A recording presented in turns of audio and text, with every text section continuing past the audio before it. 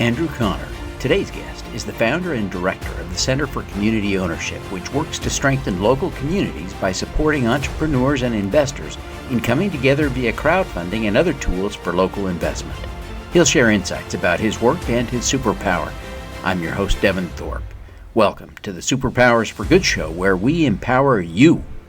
Andrew, thank you so much for joining me for this conversation. I'm just thrilled to have an opportunity to catch up because you're doing such amazing work. Thanks so much, Devin. It's great to be here. You know, the Center for Community Ownership has always been, from my exposure to it, doing really good things for building community capital and supporting community initiatives. But you've launched a new program within it called the Local Investing Action Network that I've joined you for this year. And it's just great to see how you're catalyzing action around the country. Why don't you step back for us, give us the big picture for the Center for Community Ownership, and then tell us a little bit about the activities you're doing with Lion. Sure. LIA is how we... LIA, sorry. Yeah, different. Lion, the Local Investing Opportunity Network in Port Townsend, also a great initiative that certainly in our orbit. But yeah, we definitely thought that having an acronym so close might be some issue, but maybe it's all in the same spirit. So I decided to start the Center for Community Ownership after I left BALI, the Business Alliance for Local Living Economies, which is now Common Future. And I was there from about 2011 to 2017. And for those who don't know BALI, it was an organization that connected with local economy work all over the US and Canada, people doing really phenomenal work in socially, environmentally responsible business, building local economies, economic justice, economic policy, local investment, just the whole range of sort of new economy topics that fell under that umbrella. And while we were there, we highlighted and showcased a lot of this work, including various forms of different ownership models. And there's kind of a whole subset of community ownership models. People are very familiar with cooperatives, but also a lot of other communities that had innovated different ways to create and save essential businesses in their local economies when either chain stores weren't doing the job, they didn't have local entrepreneurs or local investors to make these things happen. And I just thought that was a really remarkable model. People being super creative. They lost their grocery store. Nobody was coming to the rescue. They were going to take it upon themselves to do it themselves. Walmart was threatening to come to town. They wanted to fill that local economic niche, so that didn't happen. So they came together and created a store. They have to drive 2 hours to buy socks. They don't like that option, So I really thought something just really struck a chord with me. And I also really felt like it was underutilized. There are all these communities around the US that feel like they don't have economic development options, feel like there's resource scarcity, are lacking these things, are losing these stores, both in urban areas and rural areas. And so I felt like there was just this tremendous potential for this model to be deployed and tremendous need for it. So I started the Center for Community Ownership because a lot of communities don't know that this is an option. They lose a grocery store and they don't know that they have any option other than to go try to find some chain store to come to town or wait for the dollar store to come to town or something like that. And so part of what we do is try to spread awareness and do education about the fact that community ownership is a viable option. And then the other thing we do is try to bring a full comprehensive set of technical support to the table, because it's not obvious how you do this kind of thing. There's a lot of legal hoops you got to jump through and securities law things to think about. And a lot of these places that have used this model over the last couple of decades, they've sort of had to reinvent the wheel. They have to find somebody to do all the research and start from scratch. And so I just didn't want that to be true. If people want to do it, I wanted to try to facilitate it. So that's the core work of the Center for Community Ownership, creating new businesses to fill those holes, or if there's existing businesses that a community wants to preserve because they want the goods and services and the tax revenue and the active business in their community and the jobs, but somebody's retiring and they don't have a good option of who to sell it to, selling it to the community, transitioning in that way. So that exit to community and starting new businesses. Those are the sort of the core work of the Center for Community Ownership. So that's kind of what we do, is work on projects around the country doing that. After being in the mix of doing that for a little while, I realized that I feel like I sort of underestimated. I knew going into that there was going to be a little bit of an uphill climb as far as the culture change, the education, the getting people comfortable with the idea of local investing in general. But I realized that I kind of feel like I kind of underestimated that a bit. So after working on some of these projects for a little while, I was like, okay, we need to do some work cultivating the sort of public awareness of just local investing, direct investing. Because I'm sure, as your audience knows, we have a long history of not being able to do that, or not really being a part of our culture. So the first step of that was collaborating with some of our dear partners at Crowdfund Main Street. And I had this idea, what if we create a site that hosts national level regulation crowdfunding offerings, but for the state of Montana, which is where we're based, in Missoula, Montana. So basically, and I know people have created sort of state level sites of different varieties since regulation crowdfunding came into existence, but I wasn't aware of any sort of sites that hosted, for a specific geographic area, offerings that were investable for anybody anywhere, right? So my theory was people in Montana are not going to be that likely out of habit to go to the national crowdfunding sites and be like, oh, I want to invest in something in Montana. I'm going to go to all these different sites, filter for Montana, and find something to invest in. It just seemed like that was unlikely to happen. But maybe if we created a site that was specifically oriented towards Montana, we could develop and cultivate a culture of local investors in Montana, people who, when they thought, oh, I've got some investing activity I can do, that's a place that they went to look. So I mentioned this to Crowdfund Main Street, who are partners on a lot of Center for Community Ownership projects, and they were like, oh, interested. We've been thinking the exact same thing about doing this in geographies. So we had a meeting of the minds on that. And so Crowdfund Main Street created Crowdfund Montana, and they own and operate it. It's a local label version of their national site. And what the Center for Community Ownership does is finds businesses and entrepreneurs that are interested in raising capital. And we sort of support them as they go through the journey of working with Crowdfund Main Street to launch offerings on Crowdfund Montana. That was kind of the next step, the sort of like an offshoot of Center for Community Ownership work. So after working with a few clients on that end, I just felt like, all right, we have like a lot more work to do, as far as cultivating local investment action. It's really like, each step of this, okay, the hill is a little steeper. There's a little more of a climb than I thought there was. And so I could just sort of kind of see around the country where it's like, there's all this tremendous progress, right? Like you look at the statistics about investment crowdfunding and how much growth there is and how expansive it's been. But at the same time, I just feel like the gap between where we should be and where we are is still vast in terms of how much local investing there's happening. And just, I feel like I have so many conversations with people around the country, and there's so much kind of,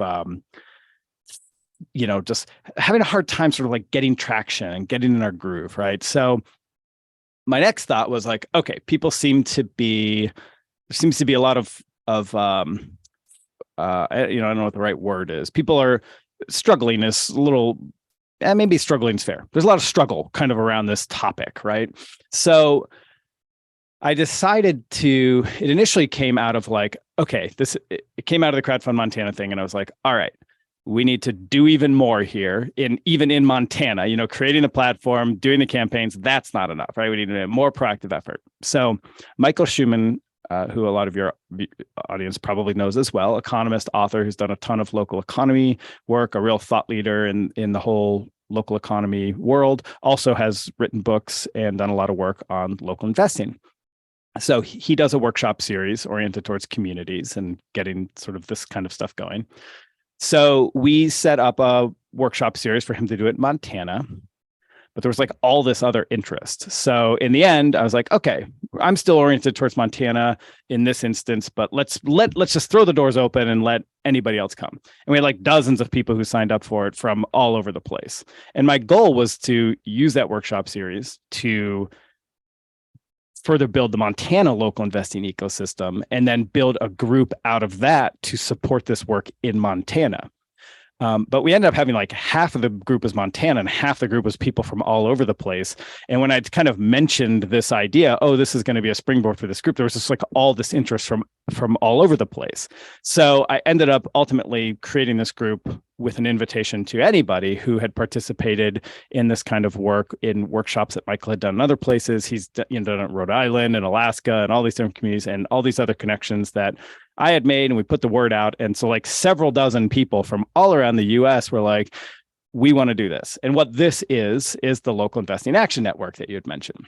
And the whole conceit of that is there's a lot of people interested in doing this work.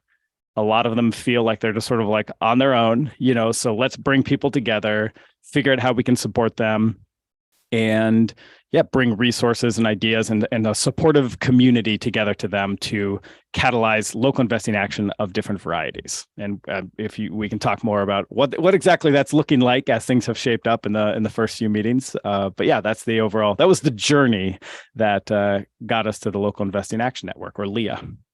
Yeah, it's exciting to see what you're doing there, and clearly you're having an impact, catalyzing more local investing action. So as one of the things that I think is fun is to look at, the great sort of first case of the Crowdfund Montana effort, which is the Pink Bench Distilling. You worked very closely with those folks getting that offering done. We had them in at our Impact Cherub Club, or we scrutinized that deal while it was out, and it was fun to look at that. It was a great one.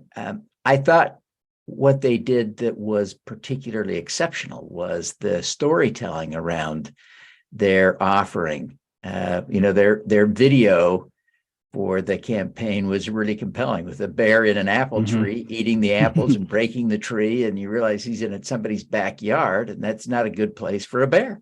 It's kind of fun and exciting, but really that's not where bears belong, right? So tell us about that offering and how it came together, and your role in it, and how it all came to be. Yeah, so first of all, they've been wonderful to work with, and they just, as you mentioned, they just closed on Saturday. I think was their last day, just a few days before we're recording this, and they have been phenomenal to work with. They are absolutely sort of a dream client. As mentioned, we sort of that's our role in this process of entrepreneurs who are working on Crowdfund Main Street, or on Crowdfund Montana, is to really support them in the journey of doing all the paperwork, getting all their entity stuff together, figuring out the offering, figuring out their strategy, working on the campaign. We work, the law firm actually does all the paperwork preparation and so forth, but there's a lot of help on the client end of sort of just keeping them on track and having weekly meetings and helping them get things that they need. But they're a dream client for a couple of reasons. One is that they just worked incredibly hard, and they were just, their ability to sort of absorb information and grow, and they're multi-talented. The different thing, in any given day, they are editing that video and writing a phenomenal business plan and gutting and framing and digging up concrete at the building that they're renovating. I mean, they just kind of can do everything. So that's such a blessing to work with. And they worked incredibly hard and put a ton of time into it. And they had a really compelling story. They had this fascinating intersection of reducing bear-human conflict, creating forest jobs in this former mining and logging town, supporting environmental conservation, bringing a distillery and a tasting room to this, really small rural town in Northwest Montana. They're just sort of doing all of this cool stuff. And then, we spent a lot of time sort of shaping their story, and they got so good at it too. And it's also just been super fun they started this process like most entrepreneurs, knowing nothing about investment crowdfunding. And now, I mean, I literally will like probably hire them to sort of like consult with future clients, because I feel like they've become experts in the process going through the journey. So yeah, they've been a really tremendous success case for how Crowdfund Montana can be successful, especially in distributing capital. I mean, that's another one of the theses of in Crowdfund Montana is, like a lot of places, we have capital concentrated in a few nodes, the bigger cities in Montana, and not in the rural areas or the smaller towns or some of the cities that have, less of those sort of high concentrations of capital. And so building a network that helps capital flow out to those places that don't have as much access to capital, like Troy, which is a town of, almost under 1,000 people, in rural Montana, to be able to create an opportunity for people anywhere, not just in Montana, but everywhere, to be able to invest in is pretty tremendous. Yeah, it's I love this story. I often think of impact crowdfunding, the term I like to talk about, as encompassing three things: local investing, investing in social entrepreneurs who are working on some sort of social purpose, and also supporting a third bucket would be supporting diverse founders. And what I love about Pink Bench Distilling is they hit all three buckets, right? They're working on a project that really is intended to improve a local community. They have a social component with the environmental sustainability and environmental protection kind of aspects of it. And then, of course, Pink Bench Distilling is run by two women. And so they check the diverse founders box. And so it's a great example for me of the way I think about impact crowdfunding and hitting all three of the buckets. So it really is one of my favorite stories. And of course, they've done, as you point out, just a great job of telling the story. So kudos to you for your involvement in that. Well, they get all the credit. They get all the credit, basically. As more along for the ride. Yeah. So Andrew, as you think about all the things that you've done and accomplished, what do you see as your superpower? Yeah, it's a fair question. I was kind of thinking yesterday about this a little bit, and I guess it bears consideration about whether it's a superpower or a super flaw.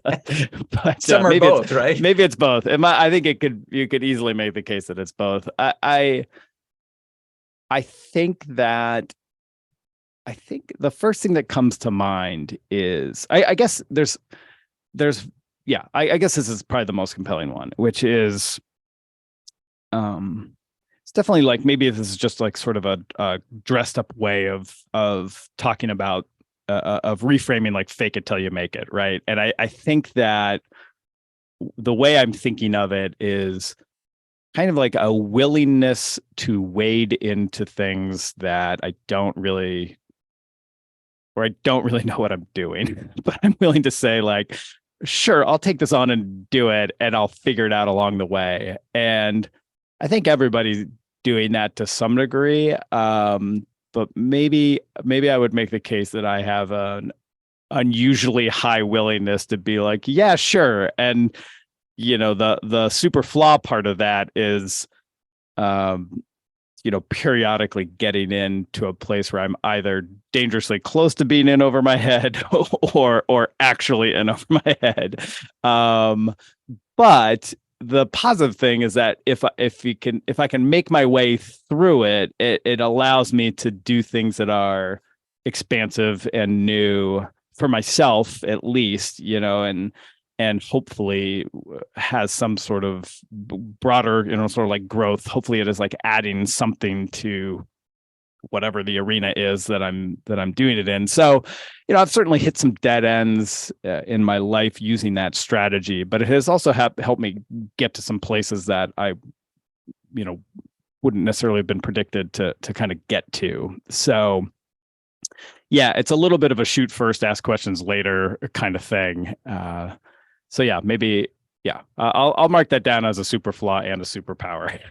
Yeah. Yeah. I can see that. I worked for some guys who created a business that was worth over $1 billion, and then it cratered and died.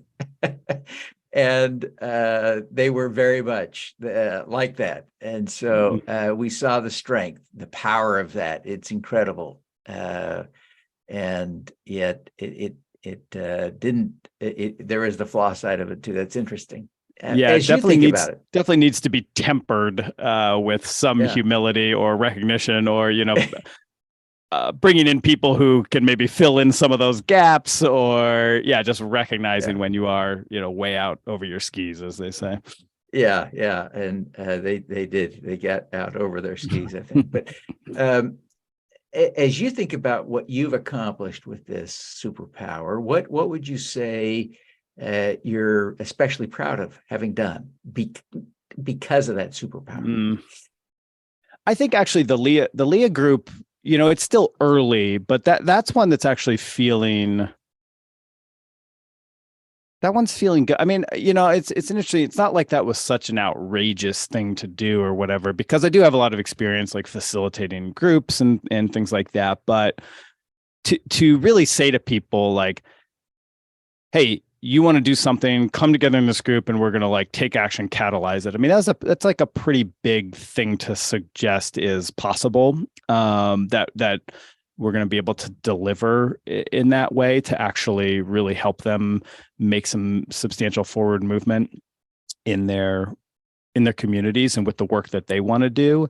And we'll see how it plays out. It's theoretically, we have, as we've set it as a year-long cohort, and I have this kind of like, are we all going to be ready to be done in a year? Or is this maybe going to keep going? So theoretically, it is a year long. We are 4 months in, and already it sort of feels like it's just such a wonderful group of people. And I just feel like we are hopefully laying the foundation to take steps to really make some concrete things happen.